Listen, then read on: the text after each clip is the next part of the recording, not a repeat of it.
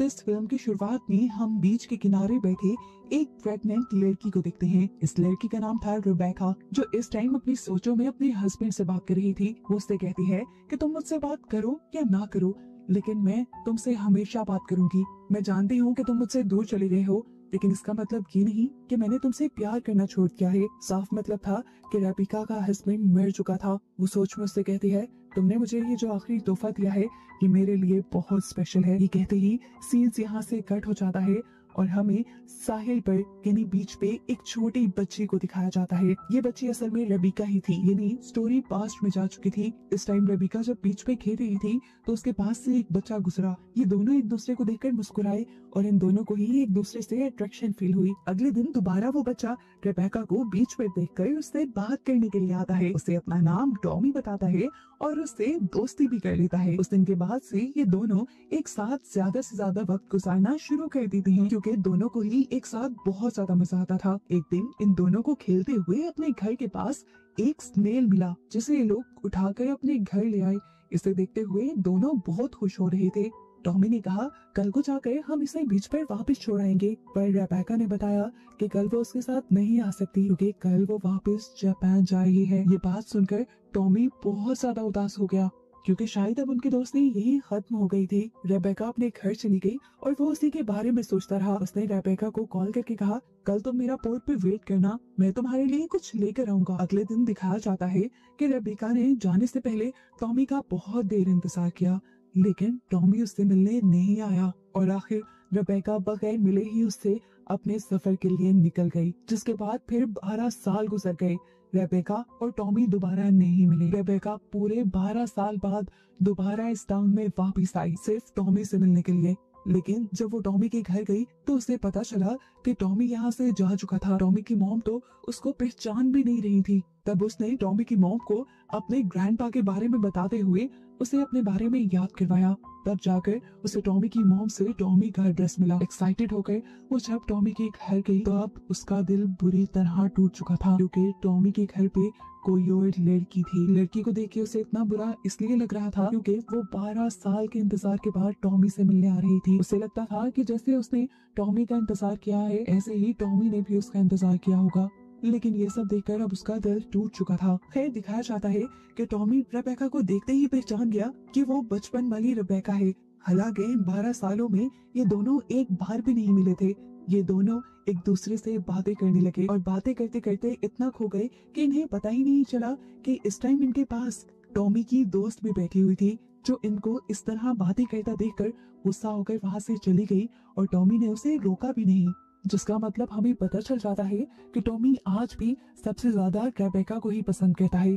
इनकी बातों से हमें पता चलता है कि रेबेका सॉफ्टवेयर इंजीनियर बन गई थी और अपनी पढ़ाई पूरी करके अब वो हमेशा के लिए यहाँ शिफ्ट हो गई थी, जबकि टॉमी एक बायोलॉजिस्ट बन चुका था। ये दोनों अब अपना मिलना जुलना जारी रखते हैं। एक दिन टॉमी रेबेका को बीच पर ले जाता है, जहाँ पर वो टॉमी से पूछ ही लेती है कि क्या तुम्हारी वो गर्लफ्रेंड है, जिस पर टॉमी ने बताया नहीं, वो उससे कल पहले ही मर्तबा मिला था। ये सुनकर रेबेका को थोड़ा सा खुशी का एहसास हुआ था। अब तो टॉमी भी उसके साथ रहकर खुश रहने लगा था। अगले दिन ये लोग दोबारा टॉमी के घर पे मिलते हैं। डिनर करते हुए रेबेका टॉमी से पूछती है कि तुम मुझे बचपन में क्या देना चाहते थे और उस दिन तुम मुझसे मिलने क्यों नहीं आए। तब टॉमी बिना कुछ कहे वहाँ से उठकर चला गया। जब वो वापस आया तो उसके हाथ में एक माचिस की डब्बी थी और उसके अंदर वही स्नेल था जिसे ये लोग बचपन में बीच में छोड़ के आने की प्लानिंग कर रहे थे। टॉमी ने बताया कि वो उसे यही स्नेल देना चाहता था, लेकिन उस दिन वो सोता रह गया और रेबेका बगैर मिले ही उससे चली गई। उसने उस स्नेल को आज तक संभाल के रखा था। हालांकि 1 साल बाद वो स्नेल मर गया था। इस स्नेल को देखकर रेबेका को ये तसल्ली हो जाती है कि टॉमी आज भी उससे बचपन की तरह ही प्यार करता है, इसीलिए उसने रेबेका के इंतजार में आज तक वो स्नेल संभाल के रखा था।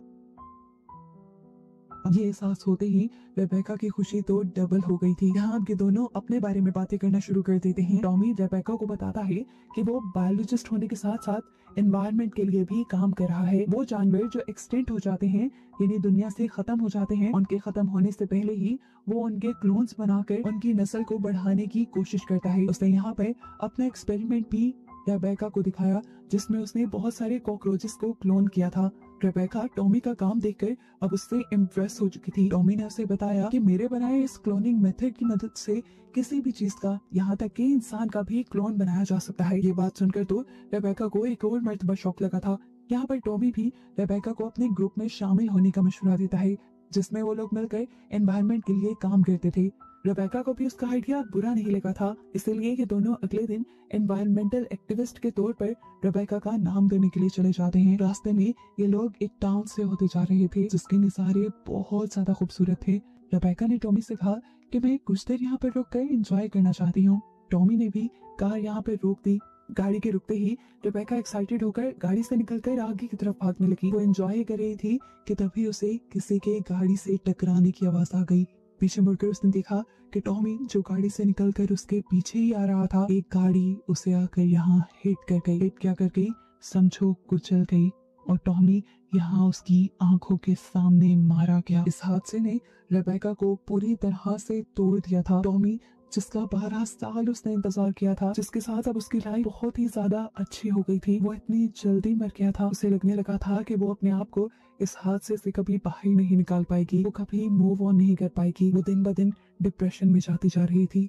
लेकिन तभी उसे टॉमी की चीजों से एक आइडिया आया। यह आइडिया आते ही वो टॉमी के पेरेंट्स के पास गई। वो उनसे कहती है कि मैं भी आप लोगों की तरह टॉमी से बहुत ज्यादा प्यार करती हूँ, अगर आप लोग चाहें तो टॉमी दोबारा जिंदा हो सकता है। उसकी बातें सुनकर इन दोनों को लगा कि शायद रेबेका पागल हो गई है, लेकिन रेबेका पागल नहीं हुई थी।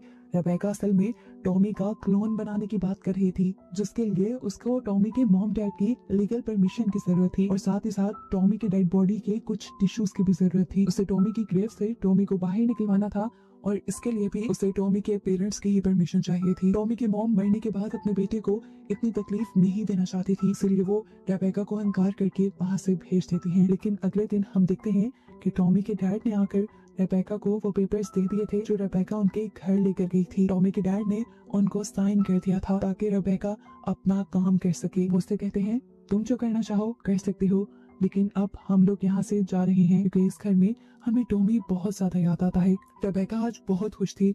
उसने अगले ही दिन से काम करना शुरू कर दिया था। टॉमी की बॉडी के टिश्यू से उसने एक क्लोन बना लिया था, जिसे वो लैब में जाकर अपनी बॉडी के अंदर इम्प्लांट करवा देती है, और अब ये टॉमी का क्लोन पूरी तरह रेबेका की बॉडी के अंदर बनने वाला था। कुछ महीने गुजर जाते हैं और आखिर दिखाया जाता है कि रेबेका ने एक बच्चे को जन्म दिया था जो बिल्कुल दिखने में टॉमी की तरह ही था। रेबेका ने उसका नाम टॉमी ही रखा। देखते ही देखते लाइफ आगे बढ़ने लगी। टॉमी भी बड़ा हो गया और हमें दिखाया गया कि इस टाइम वो बिल्कुल बचपन वाले टॉमी की तरह दिख रहा था। उसकी हरकतें, खाने पीने का स्टाइल, सब कुछ, यहाँ तक कि सोच भी पुराने टॉमी जैसी ही थी। अब एक दिन टॉमी अपनी एक दोस्त को लेकर रेबेका के पास आता है और उससे अपने डैड के बारे में पूछता है।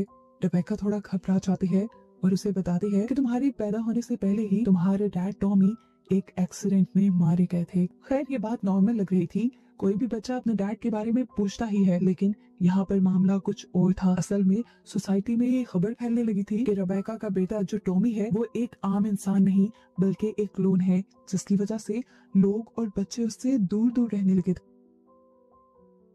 एक दिन टॉमी की दोस्त को रेबेका जब टॉमी के साथ खेलने के लिए अपने घर पे बुलाती है तो वो बच्ची ये कहते हुए इनकार कर देती है कि मैं क्लोन के साथ नहीं खेलूंगी। यहाँ तक कि अगले दिन कुछ पेरेंट्स स्कूल भी पहुंच जाते हैं। वो प्रिंसिपल से टॉमी को स्कूल से निकालने के लिए कह रहे थे क्योंकि वो नहीं चाहते थे कि उनके बच्चे एक क्लोन के साथ पढ़े। ये सुनकर रेबेका का दिल टूट गया। आज रात टॉमी की बर्थडे पर भी कोई नहीं आया और ये देखते हुए रेबेका की आंखों में आंसू आ गए।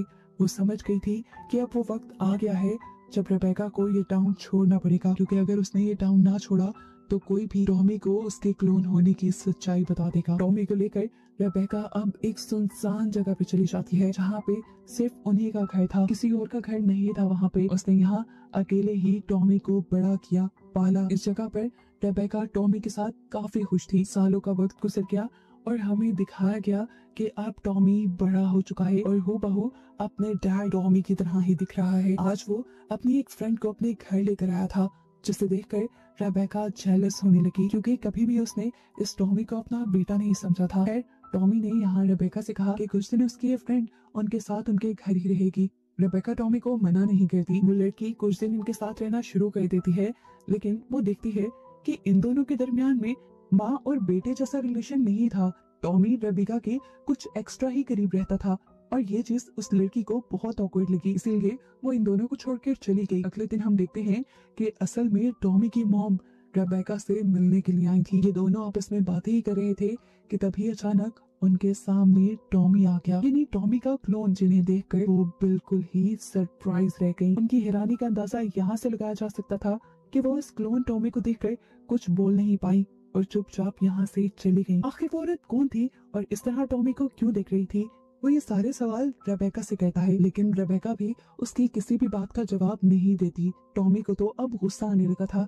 एक तो टॉमी को उसके फोर पेरेंट्स के बारे में कुछ नहीं पता था, ऊपर से आए दिन रेबेका उससे कुछ ना कुछ छुपा कर रखती थी। इन सारी चीजों का गुस्सा अब आहिस्ता आहिस्ता टॉमी की पर्सनालिटी को खराब कर रहा था। टॉमी के दोस्त भी जो आज उनसे मिलने के लिए आई थी, वो भी टॉमी का गुस्सा देखकर घबरा कर वहाँ से चली जाते हैं। टॉमी घर में बहुत तोड़फोड़ करता है, जिस पर आज रेबेका समझ गई थी कि वो दिन आ गया है जब उसे टॉमी को सच्चाई बतानी पड़ेगी। उसने बहुत हिम्मत की और फिर टॉमी को वो सारी कहानी बताई कि किस तरह उसने अपने दोस्त यानी टॉमी का क्लोन बनाकर उसे पैदा किया था। रेबेका की ये सारी बातें टॉमी को समझ नहीं आ रही थी। तब तंग आकर रेबेका ने असली टॉमी का लैपटॉप और उसकी चीजें इस क्लोन टॉमी को दे दी और ये सारी चीजें देखने के बाद टॉमी समझ गया कि कैसे आखिर वो एक असल इंसान नहीं है, वो तो सिर्फ एक क्लोन है। उसका अंदर अब बहुत ज्यादा टूट चुका था, उसका कॉन्फिडेंस मर गया था। उसे समझ नहीं आ रहा था कि अब वो इस दुनिया में कैसे सरवाइव करेगा। वो रेबेका से पूछता है कि आखिर क्यों किया, क्यों बनाया आपने ये क्लोन। तब रेबेका उसे बताती है कि मैं टॉमी से बहुत ज्यादा प्यार करती थी, मैं उससे दूर नहीं रहना चाहती थी, इसीलिए मैंने टॉमी का एक क्लोन बनाया ताकि हमेशा मैं टॉमी के साथ रह सकूं। रेबेका की इन बातों से ये टॉमी यानी ये क्लोन भी इमोशनल हो जाता है और यहाँ ये दोनों एक दूसरे के बहुत करीब आ जाते हैं। और इस टाइम रेबेका टॉमी से कहती है कि तुम मेरे टॉमी हो, मेरे, जिसे मैं मौत के बाद भी वापस ले आई। लेकिन शायद रेबेका की ये सारी मेहनत सालों उसके बर्बाद होने वाली थी, क्योंकि मूवी के लास्ट सीन में हमें दिखाया गया कि ये क्लोन टॉमी रेबेका को छोड़कर जा रहा था। उसने आज रेबेका को मॉम नहीं बोला, बल्कि उसको उसका नाम लेकर पुकारा और शुक्रिया कहकर वो यहाँ से चला गया, जबकि रेबेका पीछे से रोती रह गई। और उसे दिखाते हुए ही ये मूवी यहाँ पर खत्म हो गई।